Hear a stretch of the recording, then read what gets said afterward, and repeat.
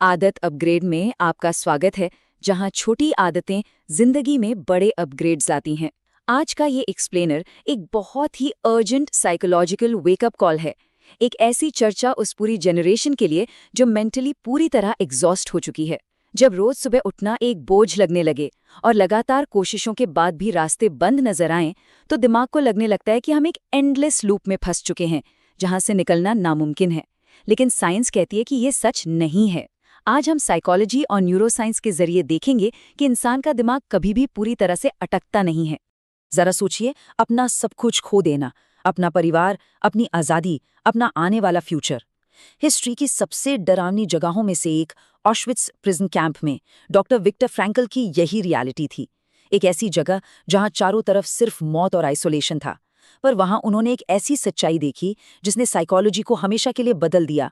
उन्होंने नोटिस किया कि उस एक्सट्रीम हालात में जो लोग जिंदा बचे, वो फिजिकली सबसे ताकतवर नहीं थे, बल्कि वो लोग थे जिन्हें ये गहरा विश्वास था कि उनका आने वाला कल अभी भी मैटर करता है।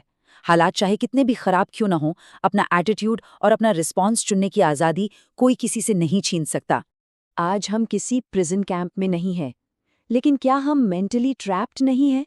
क्या आज की जनरेशन बर्नआउट, अनगिनती रिजेक्शंस और स्क्रीन्स पर एंडलेस स्क्रोलिंग के जाल में नहीं फंसी है?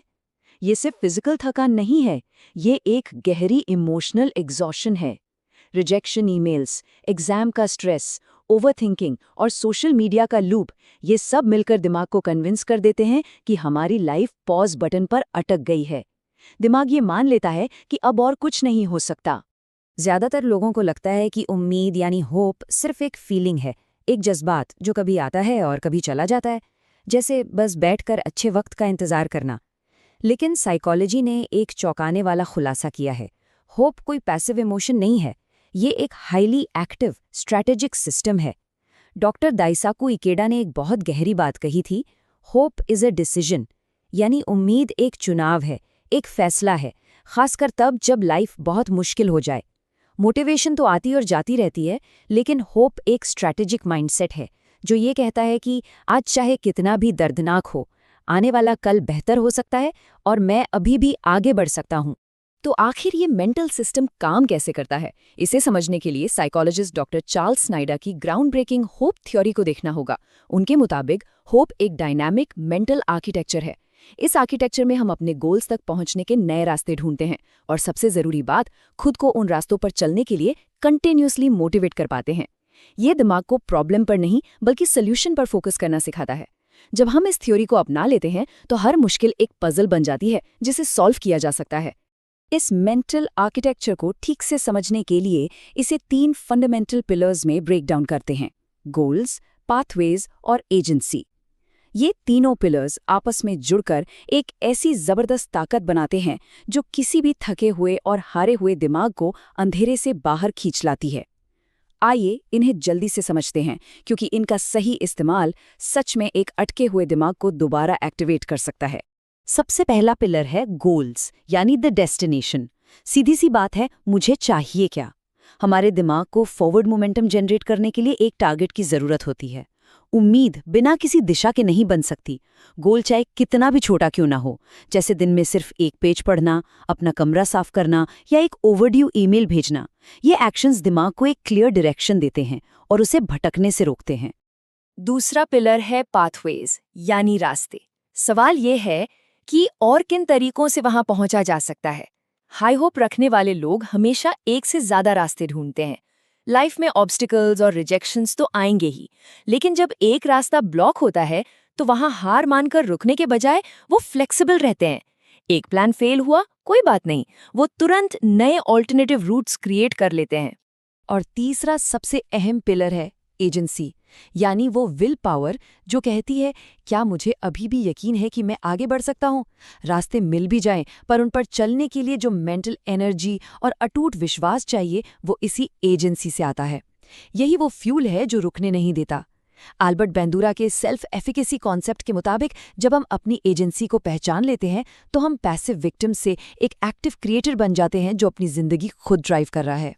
जब बार बार रिजेक्शंस मिलते हैं तो दिमाग लर्न्ड हेल्पलेसनेस का शिकार हो जाता है और मान लेता है कि अब तो कुछ नहीं बदल सकता। लेकिन इसके बिल्कुल उलट है लर्न्ड होप, जहां दिमाग कहता है अभी भी एक दूसरा रास्ता बचा है। जिनके पास ये लर्न्ड होप होती है वो सेटबैक से जल्दी रिकवर करते हैं, प्रेशर में बेहतर परफॉर्म करते हैं और उन हाईली टैलेंटेड लोगों से भी ज्यादा सक्सेसफुल होते हैं जो जल्दी हार मान लेते हैं। ये उम्मीद लिमिट्स को चैलेंज करती है। तो अब वक्त है द एडिट अपग्रेड का। इन साइकोलॉजिकल थ्योरीज को डे टू डे लाइफ में अप्लाई कैसे करें? सिर्फ नॉलेज काफी नहीं है, एक्शन लेना जरूरी है। यहाँ प्रस्तुत है the hope building tool kit. ये कुछ ऐसी एक्शनेबल और प्रैक्टिकल हैबिट्स हैं जिन्हें अपनाकर कोई भी अपनी लाइफ सच में अपग्रेड कर सकता है और रुकी हुई मोमेंटम वापस पा सकता है। पहला एक्शन, माइक्रो विन्स को सेलिब्रेट करें। बड़े गोल्स दिमाग को डरा देते हैं, इसलिए उन्हें छोटे हिस्सों में तोड़िए। एक पूरा चैप्टर नहीं, सिर्फ एक पेज। एक जॉब नहीं, बस एक अच्छे से भेजी हुई एप्लीकेशन। जब ये छोटे टास्क्स पूरे होते हैं तो दिमाग में डोपामिन रिलीज होता है। बस एक स्मॉल विन आपका खोया हुआ कॉन्फिडेंस वापस लाती है। ये टाइनी विन्स दिमाग में तेजी से नई साइकोलॉजिकल मोमेंटम बिल्ड करती हैं। दूसरा एक्शन, अपने रिस्पॉन्स को कंट्रोल करना। हम हर चीज को कंट्रोल नहीं कर सकते। एक तूफान आएगा तो आएगा, पर उस तूफान में कैसा रिस्पॉन्स देना है ये हमेशा हमारे हाथ में होता है। सेटबैक्स फाइनल फेलियर नहीं है, वो सिर्फ फीडबैक है। अगर एक स्ट्रैटेजी फेल हुई तो वो दिमाग को सिग्नल दे रही है कि अब एक नए रास्ते को ट्राई करने का वक्त आ गया है। रास्ते बदलिए, इरादा नहीं। और ये सारी बातें हवा में नहीं है, ये डीपली साइंस से बैक्ड है। डेकेड्स की क्लिनिकल लिटरेचर ये प्रूव करती है कि जो लोग होपफुल माइंडसेट अपनाते हैं उनके नर्वस सिस्टम में स्ट्रेस हार्मोन्स जैसे कोर्टिसोल नेचुरली कम होते हैं, जिसके नतीजे में वो एक्सट्रीम सेटबैक से बहुत जल्दी रिकवर करते हैं। एक होपफुल दिमाग फिजिकली ज्यादा रिलैक्स्ड होता है, फोकस बढ़ जाता है और ओवरऑल हेल्थ उन लोगों से बेहतर होती है जो उम्मीद छोड़ देते हैं। तीसरा एक्शन, अपने एनवायरनमेंट को बदलिए।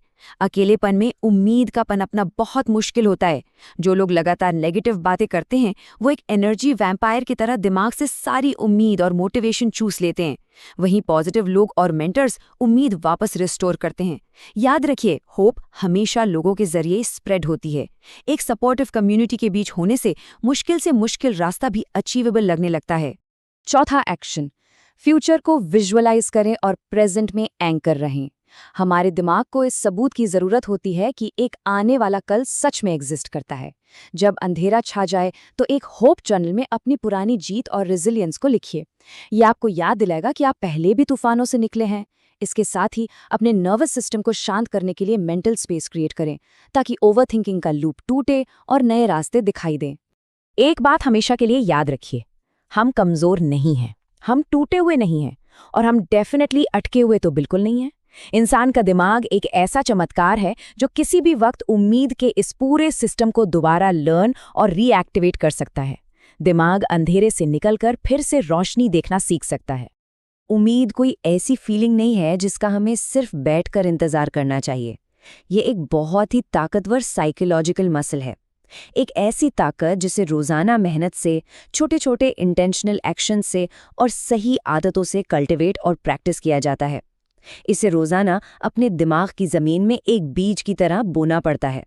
तो अंत में चुनाव बिल्कुल साफ है। क्या हम बस चुपचाप उम्मीद के आने का इंतजार करेंगे या फिर आज और अभी इस एक्टिव सिस्टम का इस्तेमाल करते हुए इसे खुद बिल्ड करना शुरू करेंगे? उम्मीद का इंतजार मत करिए, इसे बनाइए, आदत बदलिए और अपनी जिंदगी अपग्रेड करिए।